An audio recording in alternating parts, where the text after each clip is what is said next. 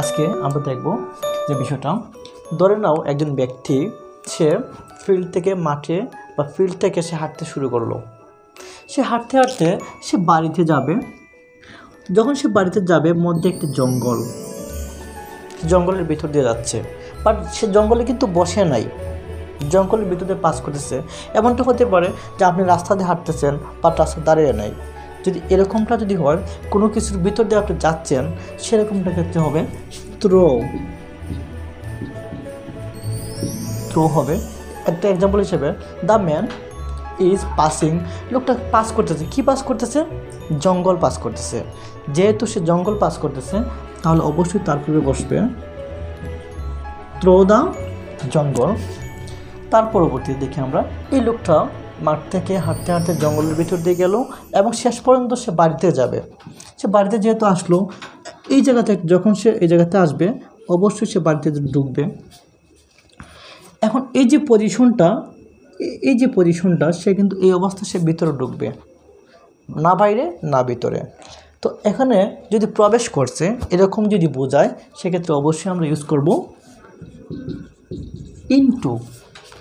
অর্থাৎ ছিল বাইরে যাবে ভিতরে, অথবা ছিল ভিতরে আসবে বাইরে।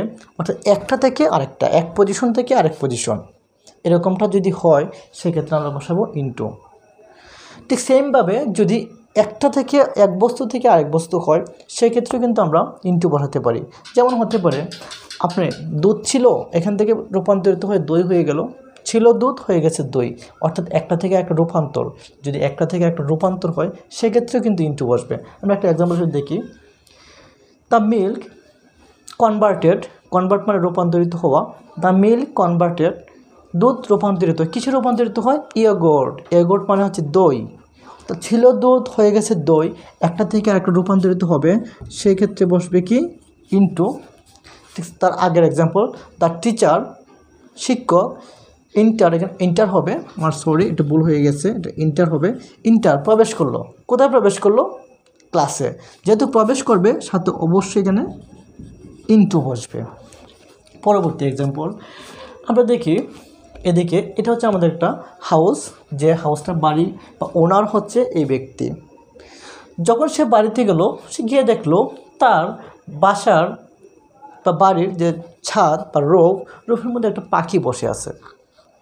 তো বিয়ার, এখন আপনি বলেন, যখন পাখিটা বসে আছে রুফের মধ্যে, তখন পাখি এবং এই যে বাসার ছাদ বা রুফ, এর মধ্যে কোনো ফাঁকা জায়গা আছে? অবশ্যই না। যদি একটা বস্তুর উপরে থাকে এবং এর মধ্যে যদি কোনো ফাঁকা জায়গা না থাকে, তাহলে অবশ্যই এই জায়গাতে অন বসে, অবশ্যই অন বসবে। তো ঠিক সেমভাবে আপনার পড়ার টেবিলের মধ্যে যে বইগুলো আছে, সে পড়ার টেবিল এবং বইয়ের মধ্যে অবশ্যই তো ফাঁকা জায়গা নাই, সেই কারণে আমরা বলতে হবে the book on the table. অর্থাৎ একটা বস্তু আর একটা বস্তুর উপর আছে, বাট মধ্যে কোনো ফাঁকা জায়গা নাই, সেক্ষেত্রে আমরা অন বসাবো। সো আমরা লিখব the bird on the roof হবে বা অন রুফ হবে। বাট এখানে কিন্তু অন ছাড়া আর কিছু হবে না। ওই ব্যক্তি পরবর্তী দেখলো তার যে বাড়ি আছে, তার বাড়ির উপরে পাশে একটা গাছ আছে, বাট এই গাছের উপরে, গাছের যে ব্রাঞ্চ বা শাখা, সেই শাখাটাও কিন্তু ছাদের উপরে। একটু খেয়াল করবেন, পাখিটাও কিন্তু ছাদের উপরে, আবার শাখাটাও কিন্তু ছাদের উপরে, দুইটাই কিন্তু ছাদের উপরে, বাট একটু পার্থক্য আছে। আমরা একটু পার্থক্যটা বোঝার চেষ্টা করি। সেই পার্থক্য হচ্ছে, পাখি ছাদের উপরে বসে আছে, বাট কিন্তু ফাঁকা জায়গার নাই। অন্যদিকে শাখা ছাদের উপরেই আছে, বাট লাগালাগি না, মধ্যে ফাঁকা জায়গা আছে। যদি ফাঁকা জায়গা থাকে, সেক্ষেত্রে অবশ্যই বসবে এবং। তো ভিউয়ার্স, তোমার রাখতে হবে, একটা বস্তু আর একটা বস্তুর উপরে আছে, লাগালাগি, সেক্ষেত্রে অন। একটা বস্তু আর একটা বস্তুর উপরে আছে, বাট লাগালাগি নাই, সেক্ষেত্রে বসে অ্যাবাভ। এবার অ্যাট দ্য সেম ওয়ে আমরা দেখি, এই যে প্লেনটা বা উড়োজাহাজটা, ওইটাও কিন্তু ছাদের উপর দিয়ে উড়ে যাচ্ছে, এটা কিন্তু উপরেই, বাট এটা কিন্তু লেগে নাই, বা সাথে সাথে সে গতিশীল। যদি লেগে না থাকে এবং গতিশীল যদি হয়, সেক্ষেত্রে আমরা বসাবো over. I hope everybody can understand. So next আমরা এদিকে থাকাই, তাহলে দ্য ব্রাঞ্চ শাখা কোথায় আছে? অবশ্যই তার উপরে আছে, ছাদের উপরে, বাট লেগে নাই, সেক্ষেত্রে বসবে কি অ্যাবাভ। অন্যদিকে যে প্লেনও কিন্তু ছাদের উপরে আছে, বাট এটা লেগে নাই এবং উপর দিয়ে উড়ে যাচ্ছে, গতিশীল, সেক্ষেত্রে বসবে ওভার। ভিউয়ার্স, আমরা একটু চিত্রের দিকে লক্ষ্য করি। এটা হচ্ছে আমাদের হাউস বা বাড়ি, সেই কক্ষ, সেই বাড়ির পাশে কিন্তু একটা গাছ আছে। তো আমরা জানি একটা বস্তুর পাশে যদি আরেকটা বস্তু হয়, অথবা এক ব্যক্তির পাশে যদি আরেক ব্যক্তি হয়, তাহলে সেক্ষেত্রে বিসাইড বসে। তাহলে অবশ্যই এখানে আমাদের বসবে বিসাইড বসবে। তো যেমন দ্য ট্রি, এই গাছটা কোথায় আছে? My house. এটা যদি গাছটা যদি বাড়ির উপরে থাকতো তাহলে অন বসতো, যদি বাড়ির উপরে আছে লেগে নেয় সেক্ষেত্রে অবা বা অ্যাবাব বসতো, বাট এখানে যেহেতু গাছটা পাশে আছে অবশ্যই বসবে বিসাইড। আমরা একটু লক্ষ্য করি, আমাদের যে বাড়িটা ঠিক সেই বাড়িটার ঠিক পিছনে একটা ফ্লাওয়ার গার্ডেন আছে। তো এই যে ফ্লাওয়ার গার্ডেন, এটা কিন্তু আমাদের বাড়ির পিছনে, সামনে কিন্তু নয়, পাশেও নয়। আমরা জানি যদি কোনো কিছু পিছনে বোঝায় বা পিছনে অবস্থান হয়, সেক্ষেত্রে বসে বিহাইন্ড।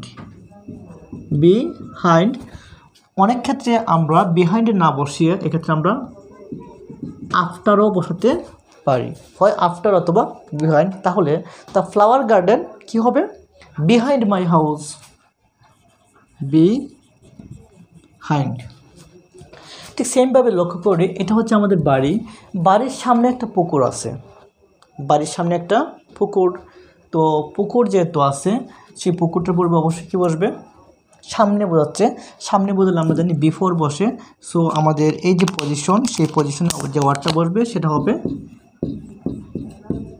বিফোর। সামনে বোঝালে বিফোর, আমরা কী বুঝলাম? সামনে বোঝালে বিফোর, পিছনে বোঝালে বিহাইন্ড, পাশে বোঝাইলে বিসাইড। তাহলে the pond before my house. Pure আমরা একটা বিষয় লক্ষ্য করি, এই যে গাছটা আমরা ধরে নিলাম এটা ডালিম গাছ।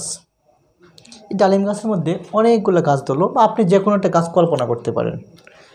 এই গাছের মধ্যে যে ডালিমগুলো ধরলো, তো কোনো কারণে এটা আমাদেরকে ভাগ করতে হবে।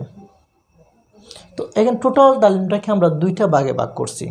এখানে ডালিম না হয় যে কোনো কিছু হতে পারে।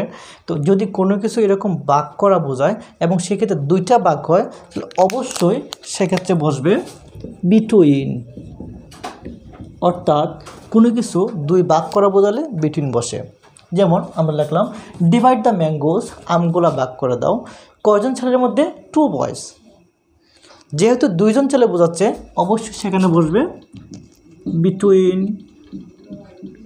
এবার পরবর্তীতে দেখি, এখানে যে ম্যাঙ্গোগুলো ছিল বা ডালিমগুলো ছিল, এমনটা যদি হতো যে দুইটা ভাগ না হয়ে অনেকগুলো ভাগ করতে হবে। এখানে 20টা ছেলে আছে, 20টা ছেলের মধ্যে ভাগ করে দিতে হবে।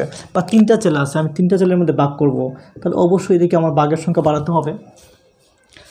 যদি সেই ভাগের সংখ্যা যদি 2-এর চেয়ে বেশি হয়, 3 হয়, 4 হয়, বা 1000, 10,000 হয়, এরকম হয়, 2-এর চেয়ে বেশি হলে আমরা যে ভাগের সংখ্যা হবে সেটা হবে এমন, AMONG, এমন হবে। তাহলে পরে যে সেন্টেন্সটা, ডিভাইড দ্য ম্যাঙ্গোস, আমগুলা ভাগ করে দাও। কিসের মধ্যে ভাগ করে দাও? ছেলেদের মধ্যে। তো অবশ্যই ছেলেদের সংখ্যা 2-এর চেয়ে বেশি, 2-এর চেয়ে বেশি হলে এখানে বসবে এমন। ক্লাসটা অনেক লং হয়ে যাবে, তাই আমরা পরবর্তী ক্লাসে আমরা 3 নাম্বার পার্ট নিয়ে আসবো। আপনি আমাদের এই পরবর্তী ক্লাসটা পাওয়ার জন্য অবশ্যই চ্যানেলটাকে সাবস্ক্রাইব করে রাখবেন। তো ভিউয়ার, সবাই ভালো থাকবেন, দেখা হবে পরবর্তী ক্লাসে। টাটা।